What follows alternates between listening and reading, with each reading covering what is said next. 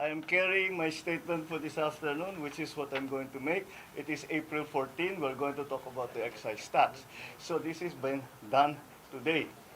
And I challenge anyone who are saying that I am sick, that they come and exercise with me. We will see who is stronger. You come to the gym with me. Tingnan natin kung sino mas malakas magbuhat ng weight. Pero alam mo, gusto ko nga sabihin, ang mga kababayan naman natin, ngayon, tiniyak ko na makita ninyo na hindi totoo yung mga sinasabi nila, na kasinungalingan yan. Kaya mula ngayon, yung mga taong yan na nagsabi sa inyo na may sakit ako, na baldado na ako, ha? Ngayon alam ninyo, puro sinungaling ng mga yan. Kaya't lahat ng sasabihin ng mga yan, kasinungalingan. Kaya't huwag nyo nang paniwalaan kung sino man yung mga yun. Now you know who the liars are and who is telling the truth. And once again, I think it's very, very easy and very clear that I'm in very, very good health. I just had my numbers are, I just had my regular blood test kasi nagpapaano ako ng vitamins and everything. And I'm fine. I'm really quite fine. The last time that I went to the hospital was to have my CAT scan to show na yung diverticulitis ko gumaling na. So that was what? 2.5, 3 months ago? Mga ganon. So that's all these reports of me going to the hospital. I haven't been to the hospital for 3 months, and even then it was just to have a CAT scan, because the CAT scan to tell my doctors if the diverticulitis has completely been fixed, and it was, and I'm done. My diet is back to normal. My exercise is back to normal. I still exercise 3-4 times a week. I'm watching my food better than before. But you know, so people. Medicine, sir? I'm sorry. Maintenance medicine?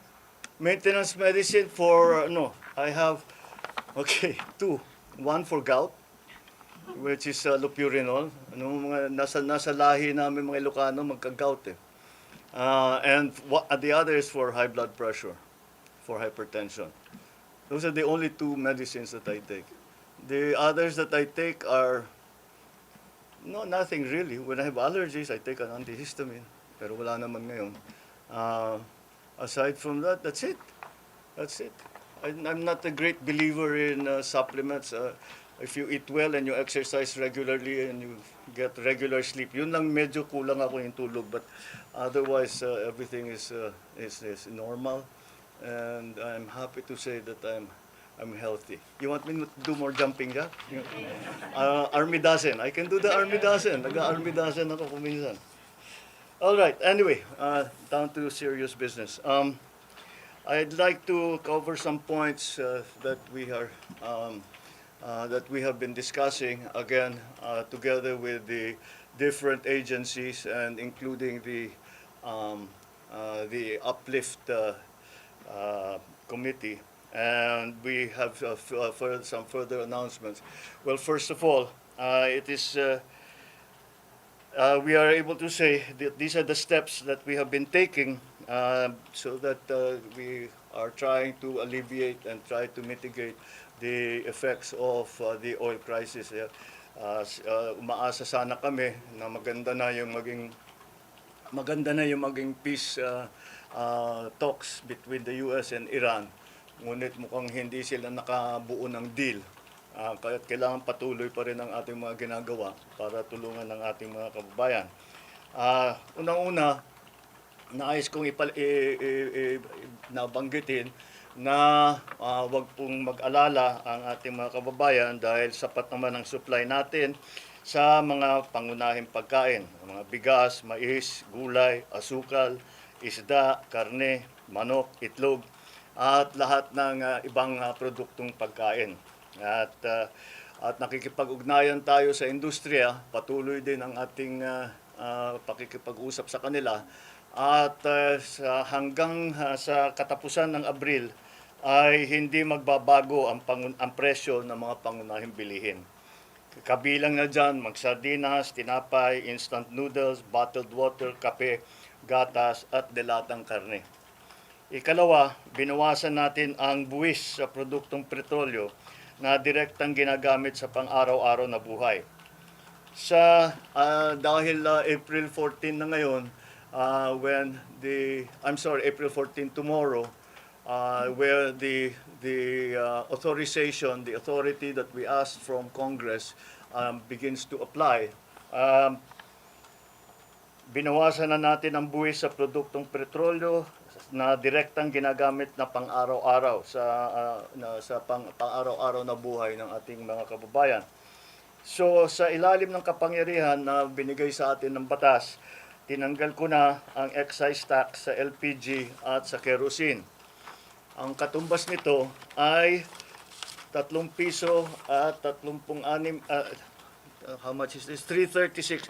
3 pesos 36 ang bawas ng kada kilo ng LPG, halos 37 pesos sa isang tangke ang mababawasan ng presyo. At 565 pesos 60 centavos kada litro ng kerosene. Ibig sabihin, mas mababa ang gastos sa pagluluto at sa araw-araw na pangangailangan ng bawat pamilya. Pangatlo, inaayos na natin ang sistema sa pagpasok ng pagkain sa bansa para mapababa ang presyo, mapabilis at sa ganung paraan mapababa ang presyo. Inutusan ko na ang Department of Agriculture at saka yung Tariff Commission pababain ang taripa sa mga inaangkat na pagkain upang makatulong sa pagbaba ng presyo para sa ating mga namimili. Pero malinaw ang directive na ito.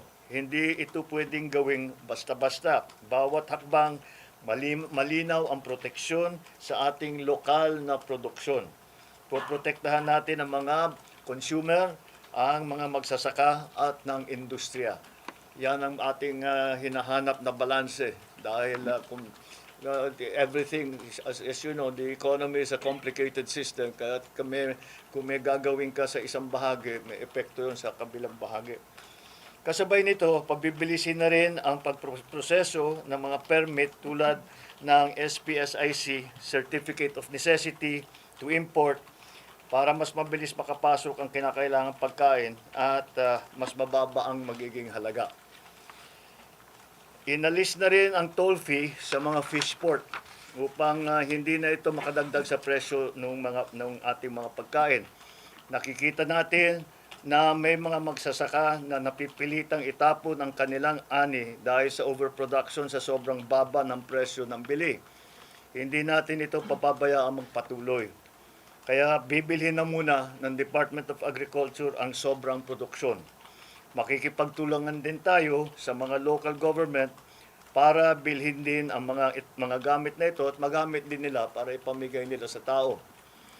Ang pamahalaan ang sasalo nito para hindi masayang ang ani, hindi malugi ang ating mga magsasaka at mapapakinabangan naman ng ating mga namimili. At para sa mas maraming makinabang, papalawakin pa natin ang bentang bigas program. Dadamihan ang tindahan, habaan ng oras ng pagbenta, lalo na para sa ating mga senior citizen, para sa ating PWD, at siyempre mga single parent. Pangapat, ibababa din natin ang gasto sa pagdaan ng pagkain mula sa pantalan hanggang sa merkado. Sa Cebu Ports Authority, sa Subic Bay, binawasan o sinuspindi ang iba't ibang binabayad na mga fees at para ito ay maramdaman ng tao at kahit tumataas ang ibang produkto ay hindi masyadong mabilis ang pagtaas o at least matigil natin ang pagtaas. So mababawasan ang gastos mula sa anchorage, sa berthing fee, cargo handling at storage fees para hindi na ito madagdag sa presyo ng pagkain. Ang Philippine Ports Authority ay ibinaba sa piso ang RoRo terminal fee para sa mga sasakyang nagdadala ng agricultural products.